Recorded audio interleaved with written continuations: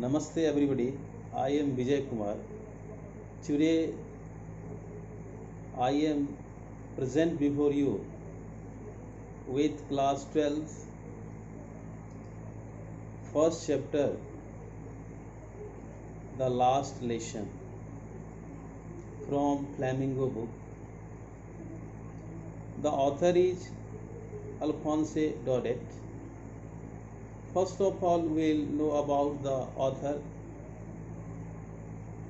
Alphonse Daudet was a French short story writer and a novelist,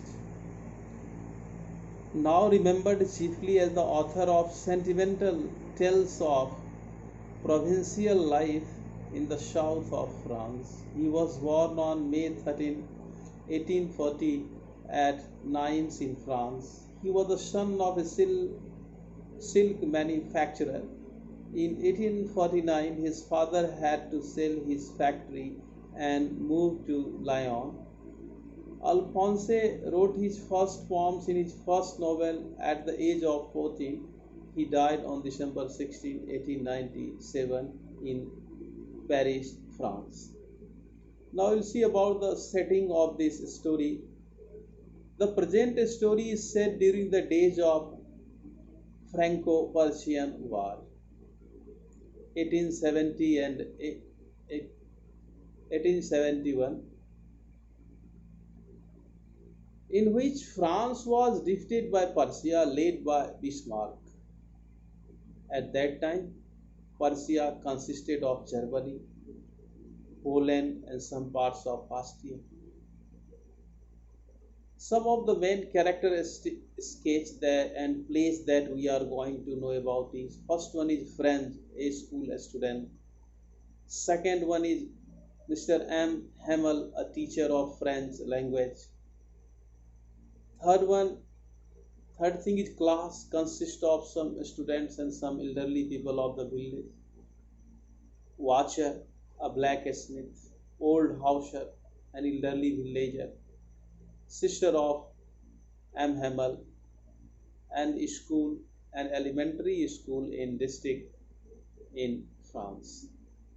Now we'll have the brief introduction of the chapter. The last lesson, written by Alphonse Daudet, narrates about the year 1870, when the Prussian forces under Bismarck attacked and captured France. The French district of Alsace and Lorraine went into the Prussian lands. Alsace and Lorraine. The new Prussian rulers discontinued the teaching of French in the schools of these two districts. The French teachers were asked to leave. Now Mr. M. Hamel could no longer stay in his old school. Still, he gave the last lesson to his students with utmost devotion and sincerity as ever. One such a student of Mr. M. Hamel, French, who dreaded French class and Mr. M. Hamel's iron rod, came to the school that day thinking he would be punished as he had not learned his lessons on participles. But on reaching school, he found Hamel dressed in his fine Sunday clothes and the old people of the village sitting quietly on the back benches. It was due to an order from Berlin. That was the first day when he realized for the first time that how important French was for him, but it was his last lesson in French. My dear children, अगर मैं इसका हिंदीकरण कर दूं तो आपको और अच्छी होगी समझ में इंट्रोडक्शंस को, कि अल्फोंसे डोरेट ने जो ये स्टोरी को लिखी है, ये अबाउट 1870 में जब पर्शियन फोर्सेज जो आर्मी थी उसकी बिस्मार्क के नेतृत्व में अटैक करके फ्रांस को कैप्चर कर लिया था, उसकी कुछ भाग को। The French district of Alsace and Lorraine, तो फ्रेंच के दो डिस्ट्रिक्ट उसके अंदर में आ गए थे, जर्मनी के अंदर में। Went to Persian hands, Persian के हैंड्स में चले गए। द पर्शियन रूलर्स जो था उसने ये कहा कि अब यहाँ पर फ्रेंच की पढ़ाई नहीं होगी, यहाँ पर दूसरे लैंग्वेज की पढ़ाई होगी। तो मिस्टर एम हेमल वहाँ के फ्रेंच लैंग्वेज के टीचर थे, तो अब तो उनकी नौकरी चली जाएगी, और वहाँ वो लैंग्वेज कोई बोल नहीं सकता है बर्लिन में, क्योंकि ऑर्डर आ चुका था। तो उन्हीं का एक ऐसा स्टूडेंट था कि जिसका नाम फ्रेंच है, वो उनके क्लास से बहुत डरता था, कभी होमवर्क्स बना के नहीं ले जाता था उनकी क्लास में फ्रेंच। लेकिन जब लास्ट डे था उस दिन, वो उसको पता भी नहीं था, लेकिन जब वो स्कूल पहुंचा तो उन्होंने देखा कि उसके गुरुजी आज बहुत ही अच्छे कपड़े पहने हुए हैं, स्कूल में बैठे हुए, वो लेक्चर दे रहे हैं, कुछ ग्रामीण भी उस क्लास में बैठे हुए हैं। उसे समझ में नहीं आता है, हम डिटेल में पढ़ेंगे, लेकिन उस दिन उसको पता चलता है कि आज हमारे गुरुजी अब चले जाएंगे, क्योंकि अब फ्रेंच की यहाँ पढ़ाई नहीं होगी। तो एक इमोशंस क्रिएट होता है उसको अपने लैंग्वेज के प्रति कि अब हम ये लैंग्वेज तो नहीं पढ़ पाए, जो टास्क देते थे गुरुजी उसको मैं नहीं कर पाया। तो नाउ ही रिग्रेट्स इट्स, अब उसको इस बात का पछतावा होता है। कहा वर्षा जब कृषि सुखानी, जब उस वर्षा का क्या लाभ जब कृषि सूख गया। तो अब जब गुरुजी जा रहे हैं तब अब रिग्रेट करने से कोई फायदा है नहीं। So this is all about the introduction of this chapter. Now we'll have the explanations of the lessons that we are going to have just now from our chapter. So far as concerned this chapter, the last lessons. First line start. I started for school very late that morning and was in great dread of scolding, especially because M. Hamel had said that he would question us on participles, and I did not know the first word about him. If you see these lines in your books, you will find out these lines it is given here. It means what? The narrator of the story is young, school going boy named Frank. That morning he was scared as he was late for the school. Also, as their teacher, Mr.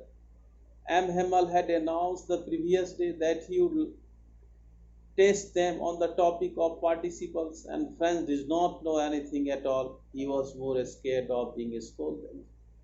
इसका हिंदीकरण कर दूँ तो और अच्छा होगा कि story जो शुरू होती है उसमें ये दिखाया जाता है कि एक यंग बच्चा है जो उसका नाम फ्रेंच है, स्कूल गोइंग बॉय है, और उस दिन अपने स्कूल में वो लेट हो रहा था, घबराया हुआ था, डरा हुआ था, क्योंकि उसको पार्टिसिपल्स पे टेस्ट देना था। उसके गुरुजी उससे पूछते, लेकिन वो तैयार नहीं हुआ। तो हड़बड़ी करके भी वो पहुंचता है वहाँ। स्कूल जरूर आता था, वो टास्क पूरा नहीं करता था, लेकिन स्कूल आता था, भरे डांट खा लेता था। वो ऐसा लड़का था कि फ्रीक्वेंटली आता था लेकिन काम नहीं करता था। Next you see, for a moment I thought of running away and spending the day out of doors. Here I refers to French, वो स्टूडेंट के बारे में कहता है। It was so warm, so bright, the birds were chirping at the edge of the woods, and in the open field back of the sawmill, the Persian soldiers were drilling. So while he was coming out from his house, he has explained about his feeling and about the scenario of beside the roads that goes to the school. Here sawmills, आपने देखा होगा factory of cutting would जिसे आरा मिल कहते हैं, और drilling means exercise करते हैं, left right 1 2 3। French had another option in his mind. तो वो इतना डरा हुआ, बच्चे डर जाते हैं होमवर्क जब दिया जाता है, ये नेचुरल है। तो इतना डरा हुआ था कि उसके मन में इतना डर था कि वो सोचा कि miss school enjoy the day out of the warm and bright weather. सोचा कि चलो स्कूल हम छोड़ देते हैं, और कितना सुंदर ये दिन है, साफ है, गर्म दिन है, चमकीला दिन है, साफ दिन है, हम इसका एंजॉय करते हैं। Now he describe some of the scenes while he was going to the schools. What were the scenes? They were birds chirping on the trees, चिड़ियां चहक रहे थे, and the noise of Persian soldier जो left right 1 2 3 कर रहे थे, उनकी आवाज आ रही थी behind the sawmill, आरा मिल के पीछे। Now next line you see, it was all much more tempting than the rule of participles, but I had the strength to resist and hurried off to school. The scene outside was more attractive than the school, but friends controlled the temptation and chose to attend the school. Tempting means attracting. Tempting, tempting means attracting. Resist, resist, resist means to stay away, दूर होना. जो scene वो देखा, अक्सर बच्चे जो है जब होमवर्क नहीं बनाते हैं तो स्कूल से भागते हैं, उसमें से वो भी एक था.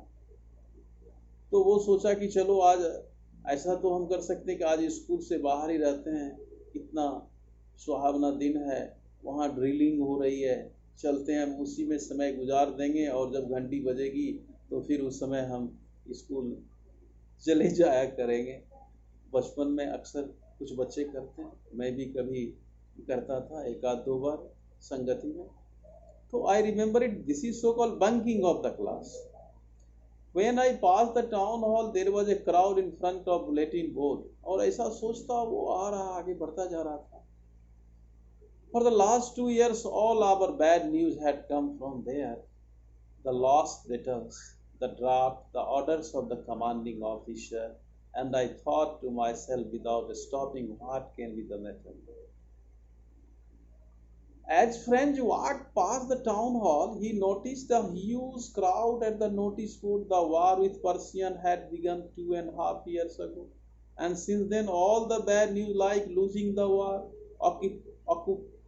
occupations of Alsace and Lorraine by the enemy, Persia, etc., had been communicated to the people through this bulletin board. Franz kept on walking toward the school and thought in his mind that news would have been put up at the board now. French जब उस bulletin board के पास पहुंचा जहां चौराहे पर notice लगाया जाता था, वो पढ़ नहीं पाया, क्योंकि पढ़ना तो जानता नहीं. तो जब वो पहुंचता है तो बहुत सारा देखा कि भीड़ लगा हुआ है. तो उसको याद आता है कि यह वही बोर्ड है जहां से हर एक बुरी खबर आई है, हर एक बैड न्यूज वहीं से आया है. चाहे हम हार गए युद्ध, या हम लोगों को कैप्चर कर लिया गया, या जो कुछ भी है सब न्यूज आया. जरूर कुछ न कुछ गड़बड़ न्यूज है. क्योंकि पढ़ना नहीं जानता, he don't know to read, so he realized it कि ऐसी बात जरूर है. कि स्कूल के रास्ते में बुलेटिन बोर्ड था, देखा, लेकिन फिर भी वो आगे बढ़ता चला गया. Then as I hurried, here I is what? Narrator. Narrator is who? French. Then as I hurried by as fast as I could go, the blacksmith watcher who was there with his apprentice reading the bulletin called after me, "Don't go so fast, bub." Here bub, B-U-B, bub means boy, small kid. "You will get to your school in a plenty of time." I thought he was making fun of me and reached M. Hammel's little garden all out of health. तो जब वो bulletin board के पास गया तो वहाँ दो आदमी मिला, एक ब्लैक स्मिथ और एक वॉचर मिला जो ट्रेनिंग था. तो वो उस बच्चे को बोला, फ्रेंच को बोला कि तुम आज स्कूल मत जाओ, तुमको बहुत समय मिलेगा स्कूल जाने का. उसको ये लगा कि लगता है कि ये सब हमारा मजाक उड़ा रहे हैं और हम अगर नहीं जाएंगे तो हमारे गुरुजी क्या सोचेंगे. वहां से दौड़ते हुए वो चला गया एम हेमल का जो गार्डन था, जिस स्कूल में वो पढ़ाते थे, वहां पर वो चला गया. Usually when school began, there was a great bustle which could be heard out in the street. The opening and closing of desks, lessons repeated in unison, very loud with our hands over our ears to understand better, and the teacher is great ruler rapping on the table. Here there are some words at a great bustle means a lot of noise created by many people. In unison means at the same time. A rapping, striking, rapping means striking, ऐसे छड़ी करके जो मारते हैं वो होता है. The friend describes the usual scene at the school in the morning. अब जब वो स्कूल पहुंचता है तो usual scene को वो डिस्क्राइब कर रहा है. A lot of noise created by moving desk. तो बच्चे जब स्कूल पहुंचते हैं तो स्वाभाविक है कि एक लॉट ऑफ नॉइज होती है वहाँ पर। क्या क्या नॉइज, वो इधर से उधर खिसकाते हैं, बेंच को मूव करते हैं तो उसकी आवाज़ आती है। Children repeating their lessons, children lessons को पढ़ते हैं।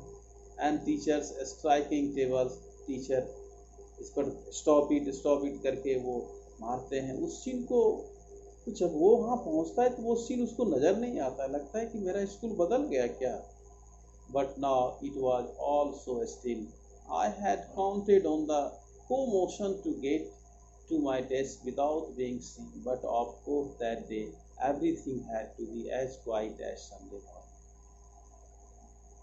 What he says here that you see, counted on means depended upon, a commotion means noise and confusion.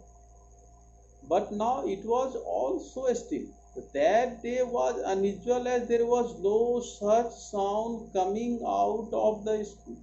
उस दिन जब वो गया तो स्कूल में रोज तो हल्ला होता था, ये तो सार सत्य है, एवरीवन नोज इट, कि बच्चे जाएंगे, बेंच को खिसकाएंगे, हल्ला गुल्ला करेंगे, आपस में बात करेंगे। लेकिन उस दिन जब वो पहुंचा स्कूल तो ना हल्ला गुल्ला थी, ना कोई बेंच की आवाज आ रही थी। It seem that the school was close, ऐसा लगता था कि स्कूल आज बंद है। As it used to be on the Sunday morning, ऐसे लगता था कि आज Sunday morning. French had planned that he would take over under the commotion and reach the class without being noticed, but that did not seem possible. वो सोचा कि बिना कोई हल्ला किए हुए चुपचाप शांति से धीरे धीरे हम अपने क्लास में जा करके बैठ जाएं, कोई मेरे को देखे नहीं। लेकिन ये तो संभव था नहीं। जब वो क्लास के पास पहुंचता है तो क्या सीन देखता है, through the window I saw my classmates already in their places and M Hamel walking up and down with his terrible iron ruler under his arms. तो उसके गुरुजी जो थे वो क्या किए थे, आर्म्स में जो है अपना रखे हुए थे। क्या रखे हुए थे, आर्म्स में वो रखे हुए थे छड़ी को, और वो अप डाउन कर रहे थे इधर उधर। तो उसने देखा कि सारे दोस्त उसके बैठे हुए थे वहां पर और गुरुजी अप डाउन कर रहे हैं। Now friend what he does, he peep inside his class, वो झांकता है ऐसे करके खिड़की की तरफ से। And saw his classmate seated, classmate बैठा हुआ था। Their teachers walking the up down कर रहे थे, टीचर्स ऐसे कान के अंदर छड़ी रख करके आर्म्स में। I had to open the door and go in before everybody. You can imagine how I blushed and how frightened I was. Blushed means face turned red and color due to the sand. शर्मिंदा से चेहरा जब red होता, लाल हो जाता है, तो वो कह रहे हैं कि मैं कितना शर्मिंदगी महसूस कर रहा था जब मैं क्लास के गेट पर पहुंचा था। French was ashamed of being late and feared a scolding as he had to enter the classroom in front of everyone. उसको लगा कि हमारे गांव के भी कुछ लोग क्लास में बैठे हुए हैं, हमारे स्टूडेंट बैठे हैं, पूरी शांति है, हमारे गुरुजी इधर उधर घूम रहे हैं, कुछ बोल नहीं रहे, उनके हाथ में छड़ी है। उसको वो इतना शर्मिंदा था कि मैं लेट भी हूँ, तैयार करके भी नहीं आया हूँ, मुझे डांट भी लगेगी। लेकिन एक पॉजिटिव सेंस था कि वो स्कूल छोड़ता नहीं था, बंक नहीं करता, भले होमवर्क्स बनाए ना बनाए। But nothing happened. Mister Hamel saw me and said very quickly, go to your place quickly little friend, we were beginning without you. लेकिन आज तो आश्चर्य हुआ, आज फ्रेंच को उसके गुरुजी एम हेमल ने कुछ कहा ही नहीं, कहा कि जाओ जल्दी अपना सीट पकड़ो, हम तो अभी शुरू करने वाले थे बिना आपके आए हुए। I jumped over the bench and sat down at my desk. Not till then, when I had got a little over my fright, did I see that our teacher had on his beautiful green coat, his frilled shirt, and the little black silk cap all embroidered that he never wear except on inspection and prizes days. It means what? That French hurried to his seat. वो तेजी से अपने seat पर जाता है।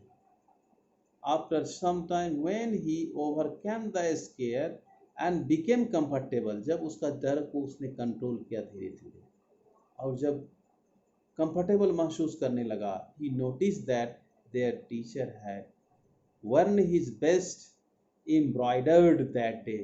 बहुत अच्छा जो काम किया हुआ था कोट वो पहने हुए थे सुंदर सा. The teacher normally wore it on occasions like inspection and prize distribution days. और वो कोट उसके गुरुजी हमेशा नहीं पहनते थे, एक स्पेशल ओकेजन में ही पहनते थे.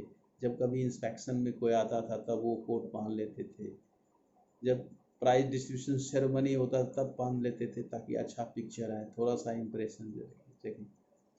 तो ये तो सब करता है, गुरुजी तो स्वभाव से थोड़ा कंजूस होते हैं. French wondered if that day was a normal day. वो आश्चर्यचकित था कि ये नॉर्मल डे कैसे. Then what could be the reason for M Hamel to hear his special day. वो सोच रहा था कि आज ये हमारे गुरुजी स्पेशल कपड़े क्यों पहने हैं. Besides, the whole school seemed too strange and solemn. But the thing that surprised me most was to see on the back benches that were always empty, the village people sitting quietly like ourselves. Old Hodger with his three-cornered hat, the former mayor, the former postmaster, and several other besides. Friends felt that the atmosphere in the school was unusual and serious. To add to it, the last benches of the classroom were occupied by the senior villageman, Ozer, who was wearing his three-cornered hat, the retired mayor, postmaster. तो यहाँ French बतला रहा है कि atmosphere जो था वो unusual था, यूजुअल नहीं था. क्यों क्लास में पीछे के बेंच पर कुछ गण्यमान्य व्यक्ति बैठे हुए थे जो कभी आते नहीं थे विलेजर्स, और वो आज आके बैठे हुए पीछे के बेंच पे. वो तो हमेशा खाली रहता था. हौजर आके बैठे हुए थे वहाँ पर, रिटायर्ड मेयर थे, पोस्ट मास्टर थे. तो वो उससे आश्चर्यचकित था कि ऐसा क्या लगता है कुछ गड़बड़ जरूर है. Everybody looked sad and Hodger had brought an old primer thimble at the edges and he held it open on his knees with his great spectacles lying across the pager. Primer means what? Primer एक word आया है आपके book में. इसका मतलब है basic reader of any language. जैसे मनोहर पोथी होती है, हिंदी इंग्लिश दोनों अल्फाबेट उसमें दिया रहता है. तो उस ढंग का एक फ्रेंच लैंग्वेज का एक प्राइमर लाया, मतलब एक बुक लाए हुए थे हॉजर अपने हाथ में. एंड थम्बल एंड डैमेज्ड मतलब क्या होता है. थम्बल मतलब टॉर्न और डैमेज, फटा हुआ था, फटा पुराना था. दे ऑल लुक्ड सैड, सब उदास नजर आ रहे थे. और हॉजर जो था उसने एक लेके आया था अपने हाथ में उस किताब को. And he had opened it, kept it on his knees, और वो अपने नीज पर रखे हुए थे. And had placed his spectacles, और चश्मा वो पहन लिए थे. While I was wondering about it all, M. Hamel mounted his chair in the same grave and gentle tone which he had used to me, said, "My children, this is the last lesson I shall give you. The order has come from Berlin to teach only German in the school of Alsace-Lorraine. The new master comes tomorrow. This is your last French lesson. I want you to be very attentive." Now his teacher, M. Hamel, speaks. My children, this is the last lesson. मेरे प्यारे बच्चों, आज मेरा यह अंतिम class है जो मैं आपको दूंगा. बर्लिन से ऑर्डर आ गया है कि अब ऑलसेक और लॉरेन में फ्रेंच की पढ़ाई नहीं होगी. कल आपके नए मास्टर आ जाएंगे. This is your last French lesson. इसलिए मैं आप सबों से आग्रह करता हूं कि आप कृपया अटेंटिव रहें. ग्रेव, GRAV, ग्रेव मतलब सीरियस होता है. What a thunder clap these words were to me. तो ये अनएक्सपेक्टेड था. Oh the wretches that was. what they had put up at the town hall. अब उसको लगता है कि टाउन हॉल के बुलेटिन बोर्ड पर क्या लगा हुआ. Wretched means WRETCHES. Wretched means here it refers to an unfortunate happening.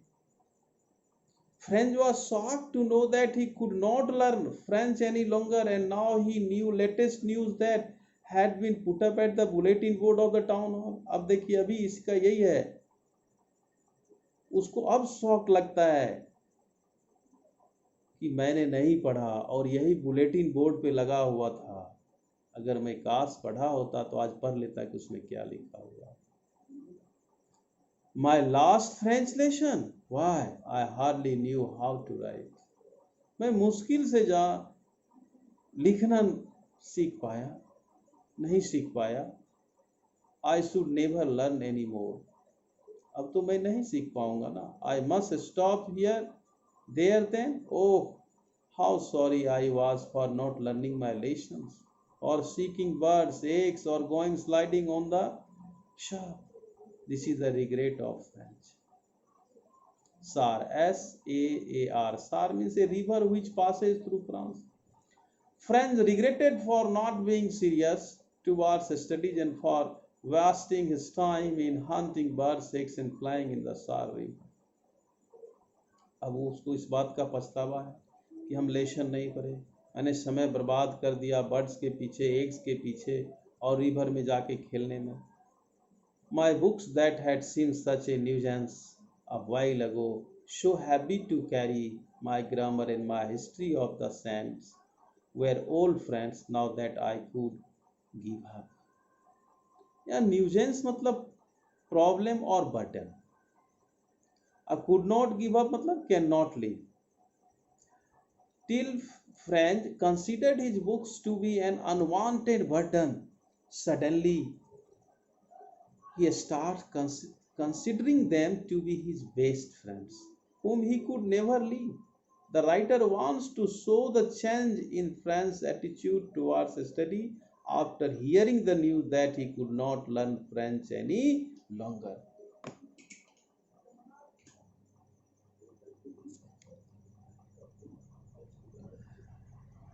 So my dear children, जब उसको इस बात का पता चलता है फ्रेंच को कि अब पढ़ाई नहीं होगी, तो उसका अटैचमेंट उस बुक के साथ और बढ़ जाता है जो कभी उसको भारी लगता था.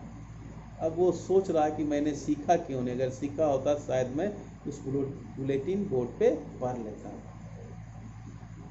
And M. Hamel too, the idea he was going away, that I should never see him again, made me forget all about his ruler and how cranky he was. Cranky, C-R-A-N-K-Y. cranky मतलब होता है strange, short temper, जो तुनुक मिजाजी होता है कि उसके teacher कितने गुस्से में थे. The news that their teacher Mr. Hamel was leaving also had a similar impact on him. Friends did not want him to go away. He no longer thought the teacher to be short, temper and strict. जब उसको इस चीज का news लगा कि M Hemal यहाँ से जा रहा है, तो उनके ऊपर भी बहुत ज़्यादा असर था.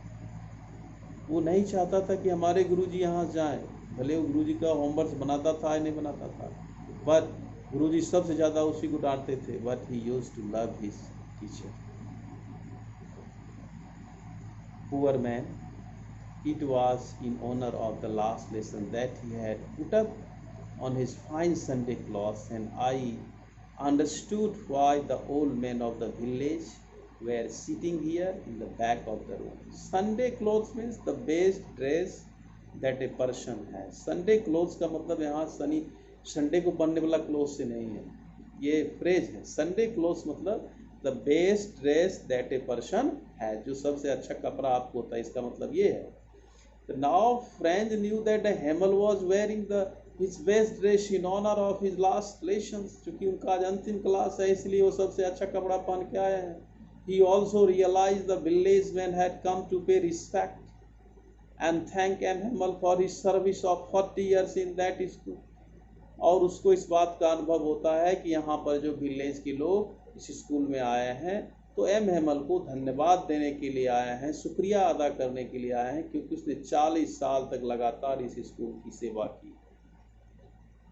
It was because they were sorry that they had not gone to school more. It was their way of thanking our master for his 40 years of faithful service and showing their respect for the country that was theirs no more. इसका कहने का मतलब यह है कि वो सारे लोग दुखी थे, वो कभी स्कूल नहीं गए। ये उनका सोचने का तरीका था कि 40 साल की सेवा के लिए इस शिक्षक को वो धन्यवाद देने आए हैं, अपना रिस्पेक्ट देने आए हैं, जिन्होंने देश की सेवा की। The villagemen had come to class as they also repenting for not have studied well in their childhood. उनको इस बात का पछतावा है, विलेजर्स को, मैंने भी बचपन में नहीं पढ़ा ठीक से। They had come to thank their teacher for his 40 years of service as a teacher of French. लेकिन फिर भी वो धन्यवाद देने के लिए आए कि आपने 40 साल तक इस स्कूल में फ्रेंच की पढ़ाई कराई, भले हम पढ़े या ना पढ़े, हम आपके आभारी हैं, नहीं पढ़े तो मेरी गलती है। Also they wanted to show respect to their country and were sad as their mother tongue. अपने कंट्री के प्रति भी उन्होंने रिस्पेक्ट जताया, लेकिन उदास इसलिए थे कि अब उनका मदर टंग उनसे छीना जा रहा था। अब जर्मन लैंग्वेज बोलेंगे, फ्रेंच उनसे चला जाएगा। French would no longer be taught to them. While I was thinking of all this, I heard my name. The teacher calls out to French at his turn to recite the topic of participles. So today, this is the first part of the story. I am going to conclude it. The rest of the story we will discuss in the second part. That's all. Thank you. Have a nice day. If you have not subscribed, please must subscribe it. Thank you.